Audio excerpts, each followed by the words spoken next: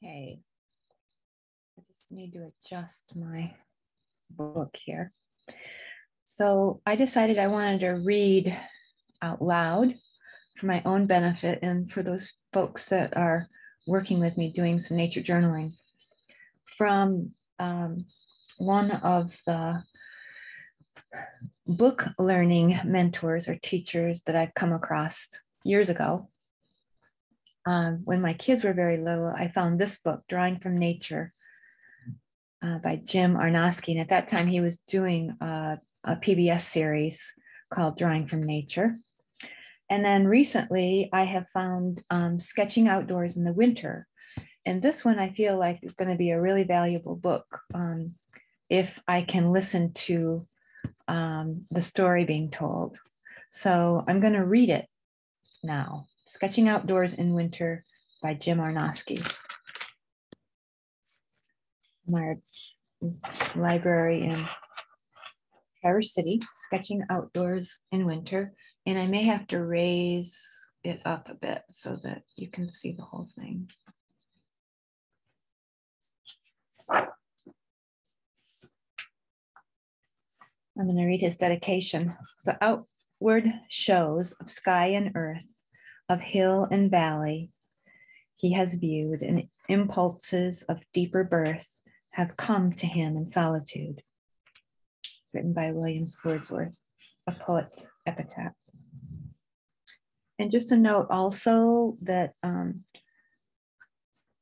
Jim Arnosky has lovely pencil drawings in this book, and he also has printed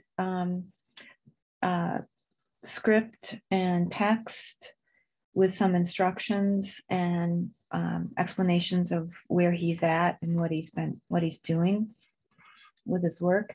And he also has descriptions that are written in pencil. So I'll try to read any and all of those things. Introduction. Winter is a season of limited light, cold temperatures, and snow. Where I live, the first snow usually falls soon after Thanksgiving. By the end of the year, the whole countryside is under a deep blanket of snow. All of my winter sketching was done outdoors in the snow. I worked on sun-warmed afternoons. I also ventured out in wet, white storms and dry sub-zero weather. In looking over this book, I see that some of my favorite sketches are those in which the lines record a slight shiver in their making.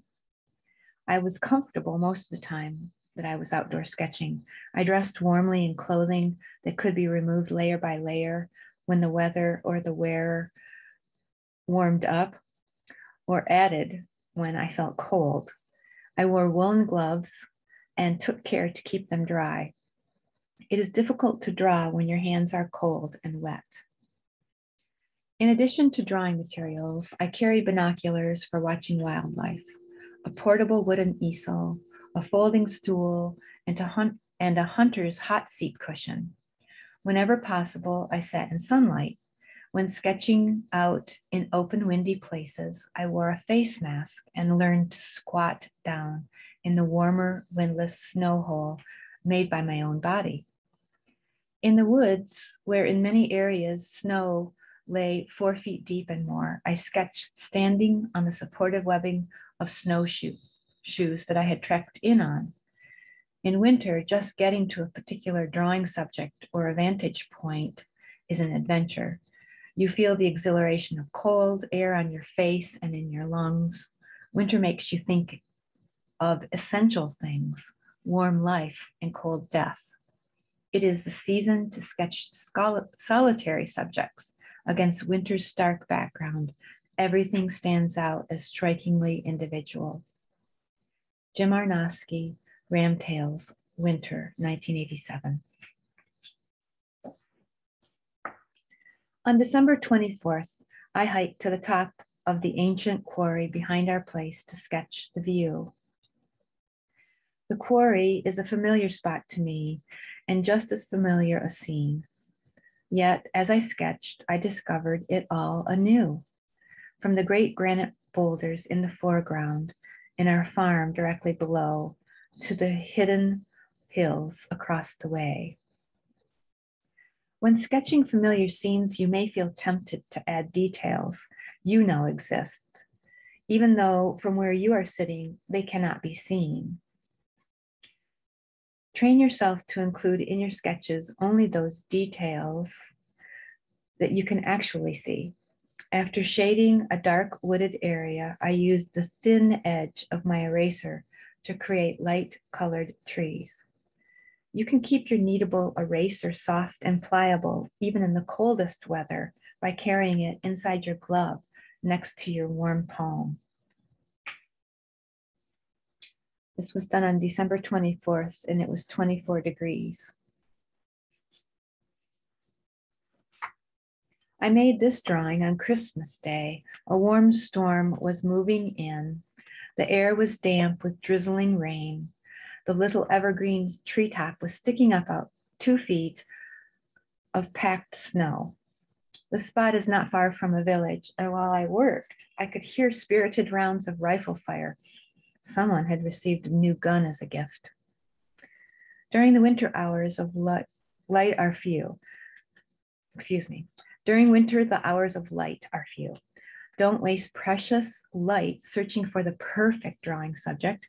I chose this subject quickly, almost at random, from among the many evergreens in the area. Everything in nature is unique and interesting to draw. When sketching in a drizzling rain or in sleeting snow, you can keep your work in progress clean and dry by holding another sheet of paper tent-like over your drawing paper. Notice the way the thorns on this berry stem point downward. Thorns hook into things, which help this berry stem support it. Not all the plant thorns hook downward, though. Look for small details like this when you are sketching thorny stems. Evergreen and berry stem in snow on Christmas Day.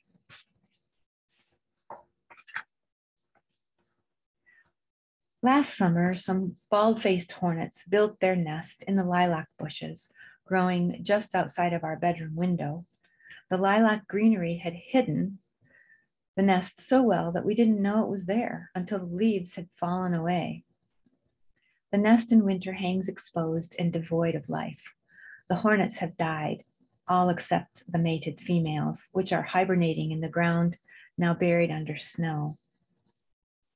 To shade the nest, I used circular lines that suggest the crescent-shaped pattern the hornets themselves made.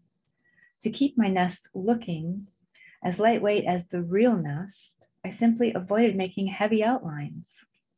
In drawings, heavy outlines suggest the strong pull of gravity. Sketch all stems first, and then add branches and twigs. If a stem or a branch appears dark and featureless, draw it looking that way. If a stem or a branch is light in color and shows texture, modeling, and details, make it look so in your sketch.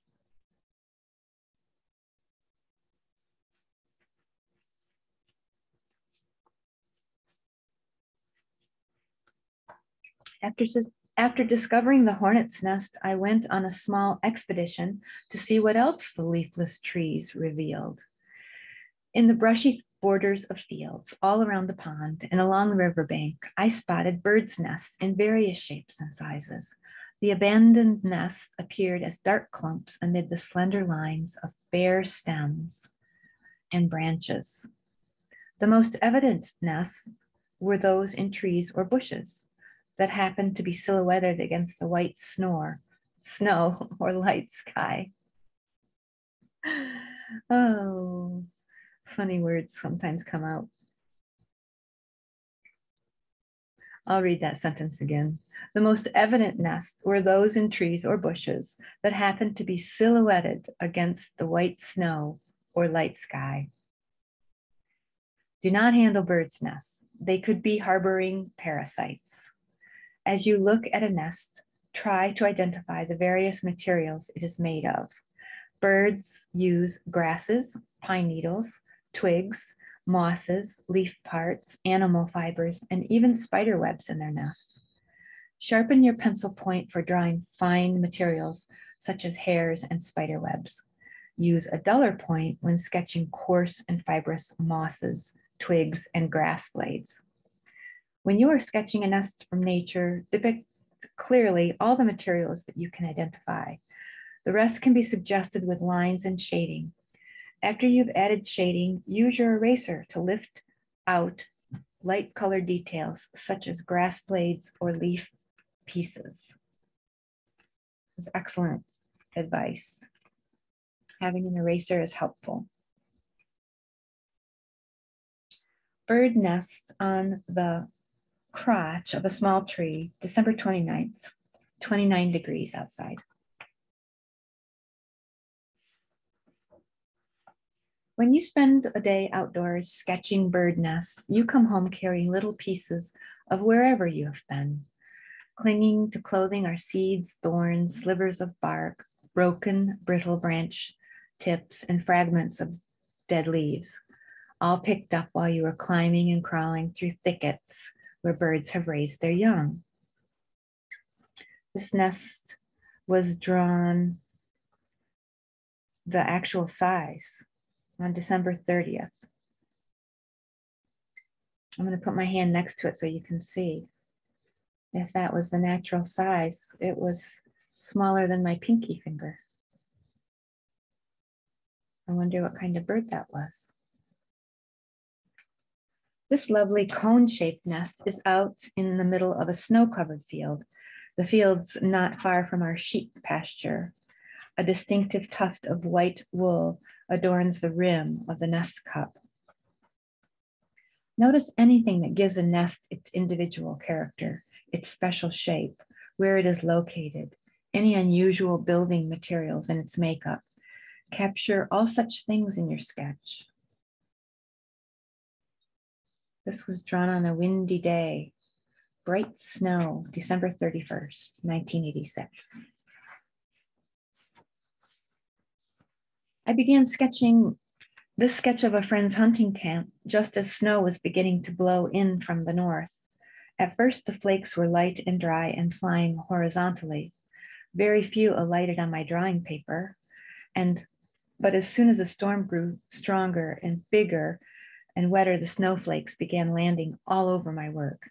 I continued sketching, though, simply drawing my lines through the accumulating slush.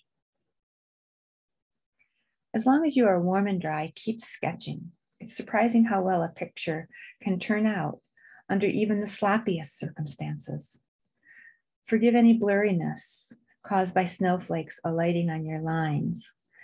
When sketching a storm, make all shading lines follow the same direction the wind is blowing. As long as your paper remains dry, you can use your eraser for making corrections, adding highlights, and lifting out small white spots that suggest snowflakes. But once your paper becomes wet, your eraser will be useless. It will only smear and smudge your pencil lines into the paper's soggy surface. Back home, I gave this sketch a more snowy look by spritzing white spots onto it. I dipped an old toothbrush in white paint, held the brush over my sketch, and then ran my thumb slowly over the wet bristles. The white paint spattered onto the page.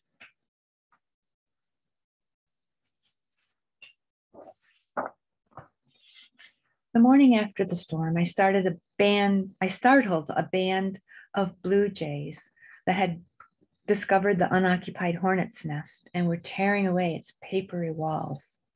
The jays were searching for hornet carcasses or egg remains, meager pickings at best, but some food, at least for hungry birds. The blue jays had been going at the nest with gusto. Gray, flaky pieces of nest lay all around on the snow. The birds had opened a large hole in one side, exposing the nest's center section of delicate comb. Seeing the nest's interior design, I was reminded of how often we do not fully appreciate the care and the work that goes into an object unless we witness it being destroyed. Notice the icicles hanging on the bottom of the nest. Icicles are formed when water dripping from an object freezes before it can fall away. Draw icicles as dripping water frozen in place. Hornet nest after the storm and blue jay damage. January 4th, 1987.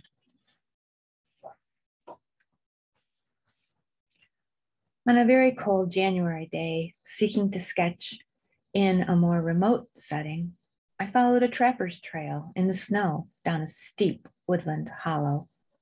The trail led to a large beaver pond that was frozen over and covered with snow. The trapper's boot prints made a wide circle around the beaver's lodge. In the course of that circle, 3 traps had been set down in holes chopped through the ice. Each trap was wired to a pole that stood up ominously out of the hole. I had done a number of quick sketches of the lodge and was walking on the pond looking for another vantage point when suddenly the ice broke under me and I plunged into the cold black water. As I scrambled up and out of the terrible hole, my soaked pants began to freeze. The experience was as frightening as the trek back out of the woods was uncomfortable. If I had fallen into slightly deeper water and not been able to climb out onto the thin ice, the sketched snow scene here could have been my last. I'm glad he included this in this book. During winter, serenity and danger rest together in the cold. Be careful outdoors, dress warmly, don't take chances, stay safe. On long hikes through snowy country, you can quickly burn up the calories that you consumed at breakfast. Take some lunch along to refuel that furnace inside of you. When sitting in the cold, keep your head, your ears, neck, chest, and back covered, even if the sunlight feels warm. Winter wind, however slight, chills everything in its path. Body heat drawn off by cold air cannot readily be regained. Beaver Lodge and Pole Traps, 1987. Good lessons for drawing and how to operate in cold weather as a nature journaler. The quarry property behind our farm is mostly woodland surrounding a huge hole. The hole is a result of many blastings to obtain rock that was used for building roads, bridge shoulders, cellars, and monuments. There is a place down in the quarry where you can stand and look up at the gray granite walls. It's a natural cathedral with a ceiling of light during the day and a dome of stars at night. When sketching snow scenes, avoid making any unnecessary lines. Detail things in, on, around, and sticking out from under snow areas rather than the snow itself. Let your white paper work for you. Because of limited hours of light and water, some scenes cannot be finished in one day's sitting. This panorama was sketched in 2 parts. First, the right side, and then the left on 2 consecutive days. Quarry walls under snow, January 18th, 1987, 10 degrees. That's for this drawing. This drawing, January 19th, 1987, it was very cold, sunless, 20 degrees. It might have been that the wind chill this picture was greater. In the woods, snow was waist deep. My snowshoes made a nice platform upon which I perched to work. Stains and marks on tree bark can be suggested by pressing your kneadable eraser here and there on an already shaded area of tree. Each pressing will lift off an irregular shaped light spot. tracks of a white-footed mouse in deep snow.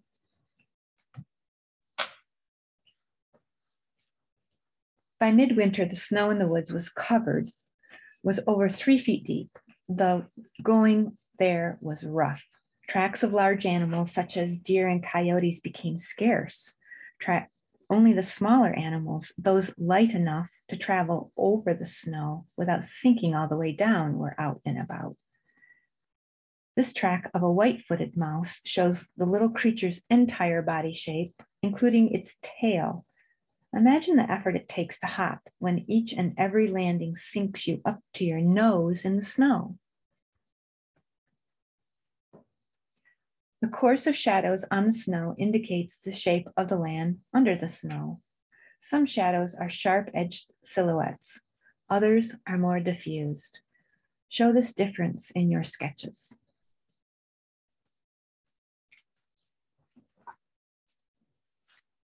After 2 nights of 28 degrees below 0 Fahrenheit and another of -16, I made a visit to a favorite local spring. The look and sound of its running water assured me that no matter how awful the cold was outdoors, the earth beneath the snow had not frozen solid. This site is on a hillside. Soft woods stand all around. The spring has been piped downhill and pours into a wide wooden barrel. The barrel is half buried in snow and locked in its place by overflowing water, which has formed into ice all around the barrel's girth. It is a watering spot for man and beast. Thirsty pilgrims have kept a path to it, tramped down in the snow. Woodland Spring, January 30th. You see all that? Take a little breath here and just say that as we began doing this kind of sketchnoting with pencil, graphite, and he will speak to this, learning the difference between the leads and the marks that they make on the paper. And of course, the paper that you're using are helpful too.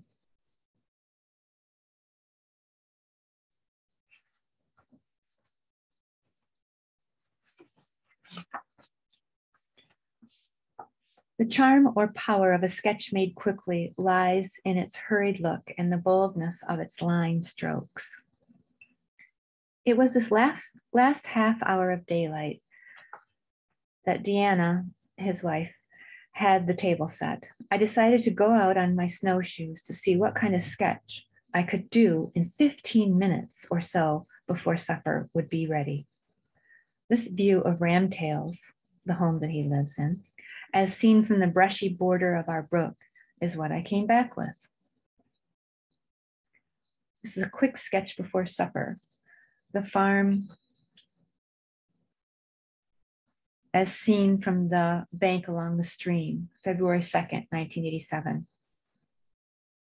One of the things that I share when I'm working with people learning this kind of drawing and nature journaling is that definitely when you are sketching in your book, quick sketches oftentimes happen, and sometimes you can go back in your indoor space and tighten them up, or you will see some beautiful shapes and just want to leave them as they are, and the marks that you put on paper. The other thing is that I write, and also he writes very quickly, and so I'm struggling sometimes reading the letters that are written, but no worries, you know, fast sketching and quick writing help get the essence of what your experience is. And that is all a very major part of drawing and nature journaling.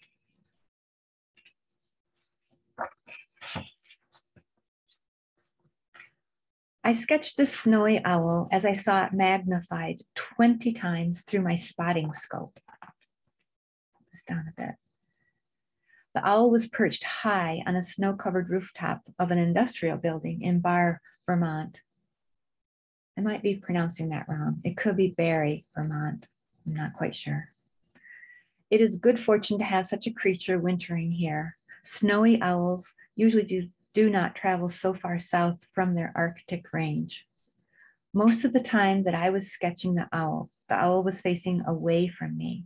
Whenever it did swivel its head and stare downward in my direction, its cool yellow eyes that can spot and sharply define a mouse 100 yards distant, scrutinized me and my every movement.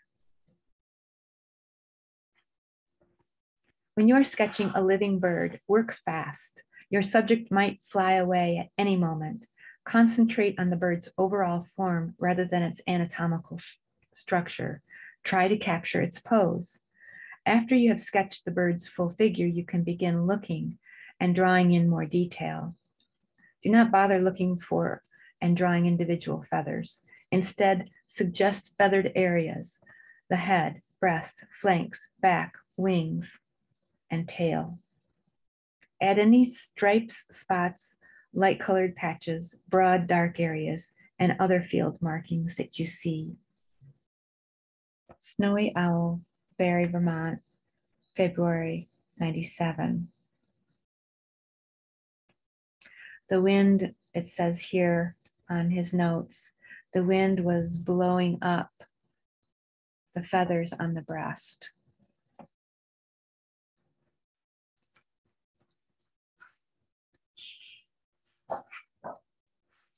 A living bird is almost always a very quick study.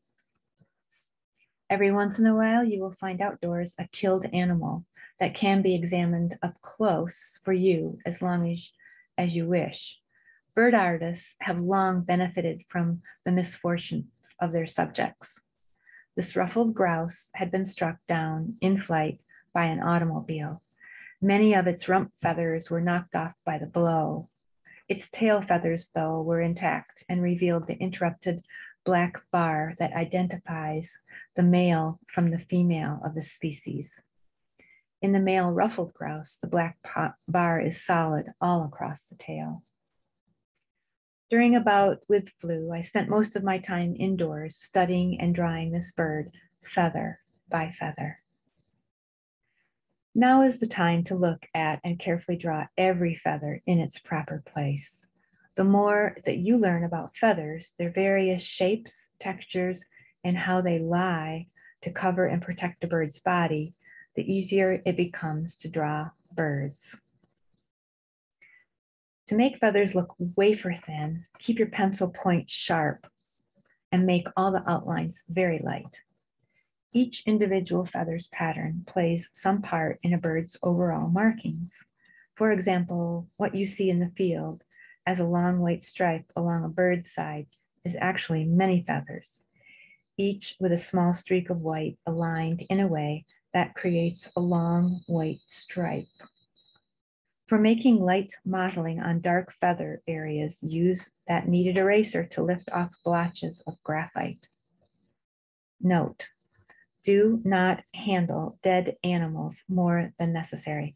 Wash your hands after each sketching session. Store the model securely wrapped in a freezer. And also, some birds, dead birds, you are not supposed to retrieve or take into your ownership. So check with your wildlife and conservationists before you do any of that.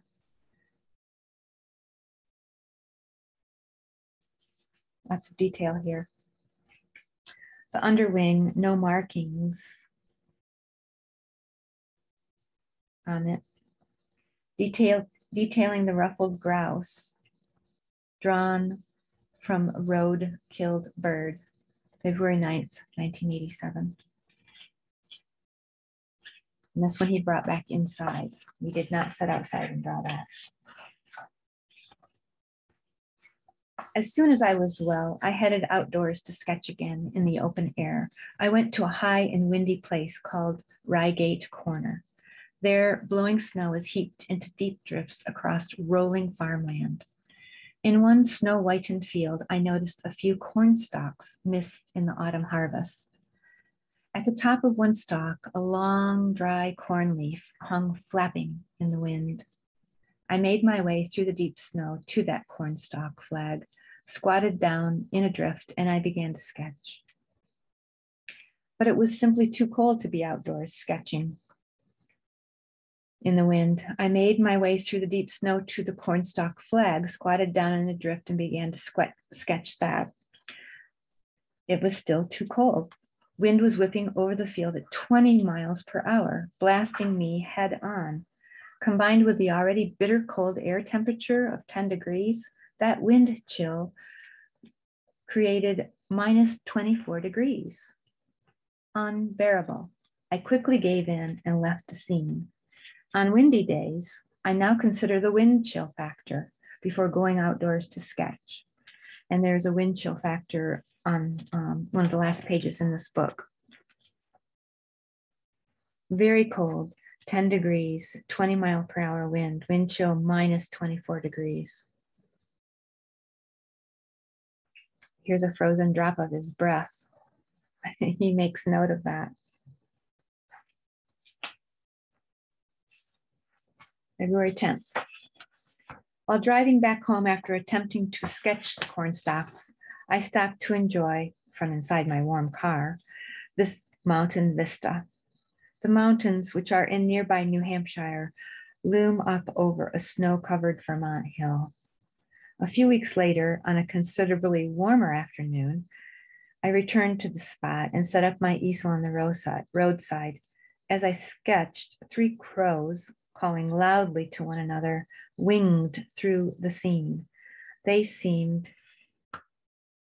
to be enjoying that milder winter weather. Notice which trees have rounded or oval crowns and which trees terminate in less organized design. After you have sketched in the trunk and the crown shape of a tree, add the lines for the limbs, each emanating from the tree's trunk. Then resharpen your pencil point and add the smaller branches that emanate from the limbs. When sketching distant mountains, keep your shading lines light. Shading too dark will bring the mountains forward and spoil the feeling of depth and distance in the picture. As you draw, keep in mind that each wrinkle you see in a mountain's surface is a hollow of land. Every white patch on its slope or summit is a field of snow. Dark tree areas are evergreen forests. Lighter tree areas are stands of hardwoods.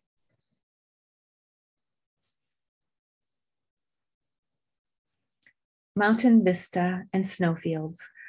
Bibb Hill Road, or Bible. Can't quite read his writing. Jim Arnosky, February 1987. Here's those 3 birds. 1, 2, 3.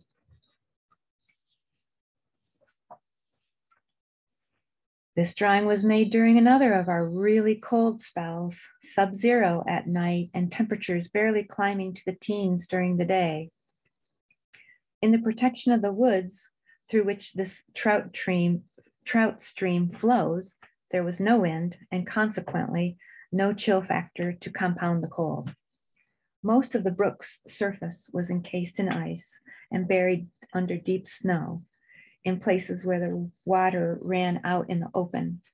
The surrounding snow cover hung over the stream bank like thick white icing on the edges of a cake. In deeply cold weather, I sketch using a very soft lead, a 6B pencil. I have found that very soft lead enables me to draw smoothly, even during those bone-chilling moments when my hands shiver a bit. Each stratum in the snowbank represents one compressed layer of crystals accumulated from one storm. Count the layers in this snowbank, and you will know approximately the number of snowfalls we have had so far this winter.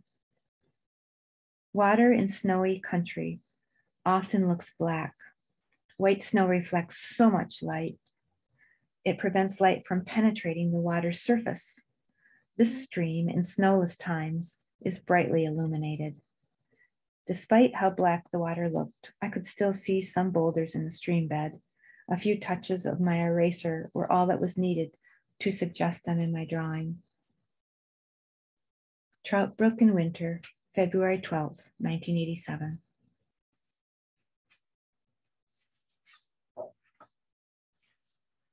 Yoko is our Alaskan Husky. She lives outdoors all winter long, preferring the cold porch to our warm kitchen. That's the wolf in her. Yoko sleeps curled up, nose to tail, in a misshapen old wicker chair.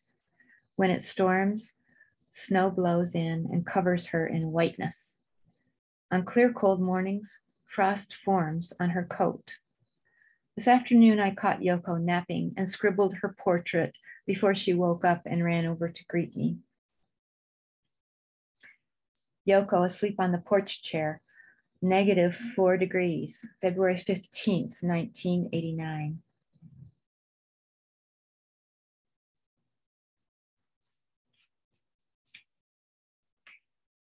This dog sleeps this way in all temperatures.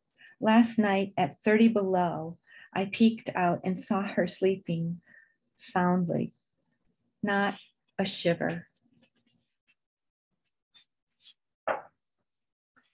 In late winter, we visit the barn often. It is a time of the year when our sheep's lambs are due. This winter, Blueberry, one of our dark brown ewes, was the first to lamb. She gave birth to both twins. Both were creamy white in color. It was a very cold morning on which to be born. I made this sketch only minutes after the second lamb emerged. The newborns were still wet from birth. Their warm little bodies steamed in the frigid air. When you sketch very young animals, try to capture that fresh look in their eyes. Here's the one with twins. It was -10 degrees. 6.5 years old and resting, or 6.5 hours old and resting. 3.5 hours old, still groggy. 8 hours old, both lambs were alert. February 16th, 1987. Here the town plow has hurled chunks of snow onto the already high bank as it cleared off the shoulders of our road. Another day is ending. The sun's going down, leaving us again in deepening cold. Tonight, as on so many previous nights, the temperature will drop well below 0. But the cold cannot last much longer. Tomorrow the sun will rise a little earlier and set a little later. Each new day's few additional minutes of warm sunlight will help pry loose winter's grip. Someday soon it will be spring. Never stare directly at the sun, not even during sunset when its light appears less intense. To sketch a sunset, arrive at your scene an hour or so before the sun is to go down. This will give you time to block in the landscape. Then, as the sun dips nearer to the horizon, begin your shading and work until the dark settles in.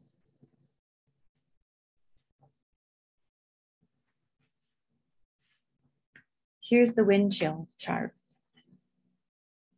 And there's a lovely drawing of doves in a snowstorm here, perched on this branch below. And you might be able to hear the sounds of, I'm bringing up my sketchbook here, the sounds of a snowblower outside, because today the temperature here is 15 degrees and the wind chill is -3. We have a north wind of 5 to 10 miles per hour, and there's like 3 inches of snow predicted. And I'm getting ready to pack my sketchbook in my bag and bundle up in proper warm layered outerwear to go outdoors and to do some sketching on a new trail that I found. So I'm really happy to share Jim Arnosky's book with you because I just absolutely love his observational notes and recordings. And I feel like he is like a super great teacher, has been around for a very long time. So look him up, order books by Jim Arnosky. Let's see if I can give you a full view of the book. Not quite. Well, I did the best I could. Okay, thanks for listening to me reading this to you. I very much believe in visual learning and hearing, listening as well. I think that it helps us grok and take in these stories and these lessons in a deeper way. So hope you enjoyed it. Jim Arnosky. That's all for now. Thanks.